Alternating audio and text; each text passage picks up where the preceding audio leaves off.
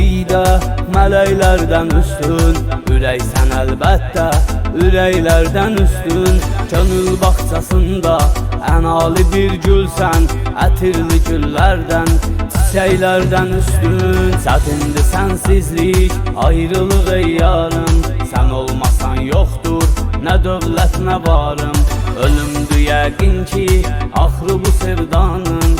Məni bitirər bir gün, bitməz intizarım. Sənə yaxın olmaq üçün, qovuşmaq üçün ölürəm. Səninlə bir kəlmə danışmaq üçün ölürəm. Yapışıb əllərindən sığallayıb telini, halını, əhvalını soruşmaq üçün ölürəm.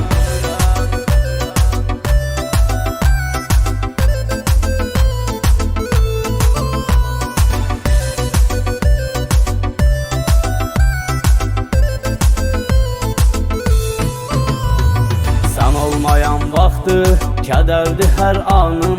Sıxıb məni təklik, ağrı tapıb canım.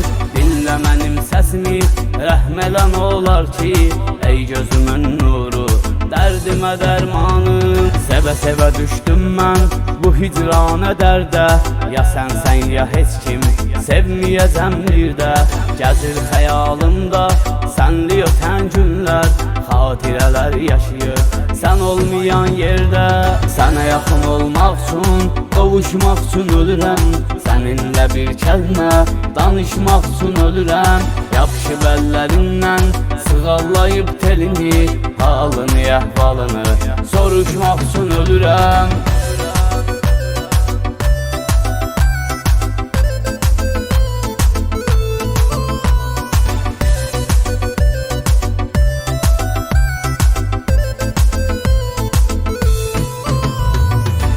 Etibarsızsan, vəfa mı var səndə?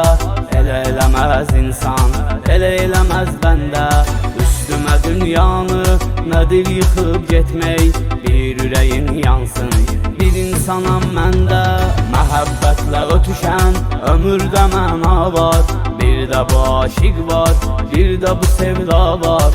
Ömrümə rəng qatdın, ona görə çox şadam. Yaxşı ki sən varsan, yaxşı ki dünya var. Sənə yaxın olmaq üçün, qovuşmaq üçün ölürəm. Səninlə bir kəlmə danışmaq üçün ölürəm.